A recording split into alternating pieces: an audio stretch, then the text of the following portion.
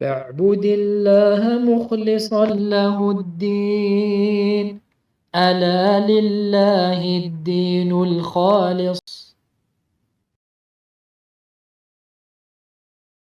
الحمد لله وحده والصلاة والسلام على من لا نبي بعده وعلى آله وأصحابه أما بعد.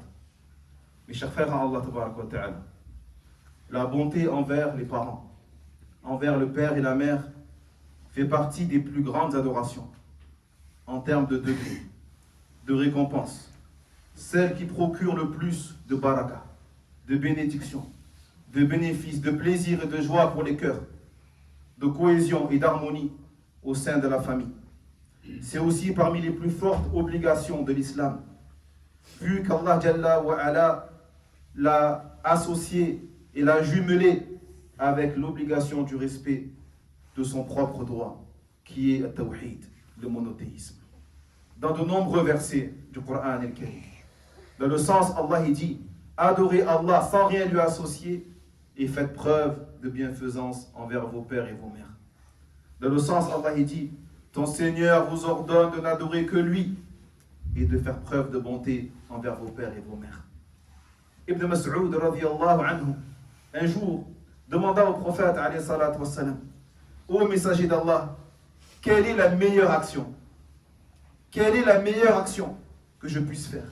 Il répondit, la prière au début de son temps. La prière au début de son temps.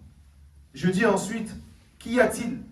Il répondit, la bonté envers les parents.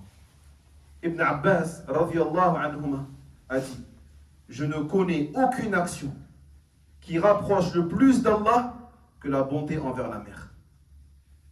Le prophète alayhi salatu wassalam, a invoqué contre celui dont les parents ont atteint la vieillesse, mais qui n'entre pas au paradis grâce à sa bonté envers eux, à cet âge-là. Il dit, le prophète sallallahu alayhi wa sallam, qu'il soit humilié, qu'il soit humilié, qu'il soit humilié. On dit alors, qui ya Rasulallah? De qui parles-tu? Il dit, celui dont les parents ont atteint la vieillesse, ou l'un des deux, mais qui n'entre pas au paradis malgré cela. Il a dit à propos du père, le père, c'est la porte médiane du paradis. À toi donc de gâcher cette occasion ou de la saisir. Il a dit également, sallallahu alayhi wa sallam, je dormis et je me vis au paradis.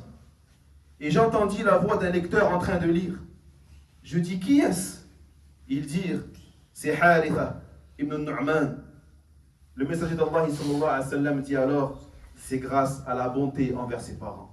C'est grâce à la bonté envers ses parents, car c'était la personne la plus bonne et bienfaisante envers sa mère. Et ce, même si les deux parents sont des incroyants. Il y a beaucoup de convertis ici, alhamdulillah, masha'Allah. Même si les deux parents ne sont pas des musulmans, et essaient même de faire mécroire leur enfant en Allah tabaraka wa ta'ala, et bien même dans ces cas, il est obligatoire d'être bon et bienfaisant envers eux et de leur tenir compagnie conformément aux bienséances. Allah dans le sens, il dit, s'ils te poussent à m'associer ce dont tu n'as aucune connaissance, ne leur obéis pas en cela, mais comporte-toi envers eux ici-bas avec bonté. Mes frères Allah, quant à la désobéissance, al-uquq, la désobéissance envers les deux parents, cela, wallahi, fait partie des péchés les plus graves. En termes de péché, de délit, de diminution de biens et de bénédictions ici-bas et dans l'au-delà. Allah, dans le sens, il dit de faire preuve de bonté envers vos pères et vos mères. Et si l'un d'eux ou tous deux atteignent l'âge de la vieillesse auprès de toi, ne leur dis pas ouf, ne les rudoie pas, mais adresse-leur des paroles affectueuses et par bienveillance fais preuve d'humilité envers eux et dis Seigneur, sois bienveillant envers eux comme ils l'ont été envers moi lorsqu'ils m'ont élevé quand j'étais enfant. Un homme rencontra le prophète alayhi salatu wassalam, et il dit, je suis venu te prêter allégeance. Je suis venu te prêter allégeance à travers ma hijra, à travers mon immigration. Et j'ai laissé derrière moi mes parents en pleurs. J'ai laissé mes parents en pleurs. Il dit alors au prophète sallallahu alayhi wa sallam, retourne vers eux. Retourne vers eux et fais-les rire comme tu les as fait pleurer. Et fais-les rire comme tu les as fait pleurer. Et vous, mes frères, les pères, et vous, mes sœurs, les mères, aidez vos enfants, wallahi. Aidez vos enfants, les garçons comme les filles, à être bons envers vous et bienfaisants envers vous et à ne pas vous désobéir. Comment? Eh bien, en délaissant la dureté. Ne soyez pas durs. Délaissez la dureté qui fait fuir les crises de colère exagérées à leur encontre, les reproches, les blâmes, les réprimandes trop sévères, ou le fait de ne plus leur parler pendant de longues périodes, ou de les insulter, ou de les injurier, ou de les rabaisser à cause de certaines de leurs erreurs ou négligences. Au contraire, parez-vous de douceur, parez-vous de gentillesse, tolérance, indulgence, clémence, patience, réflexion, pardon. Et n'oubliez pas qu'ils n'ont pas votre vécu. Les enfants n'ont pas votre vécu et votre expérience que vous avez. N'oubliez pas que vous êtes plus âgés que eux, donc plus raisonnables que eux et plus matures que eux, normalement. Le prophète sallallahu alayhi wa sallam a dit, quand Allah il veut du bien pour une famille, il y introduit la douceur. Quand Allah il veut du bien pour un foyer, une famille, il met dans la maison al-rifq, la douceur.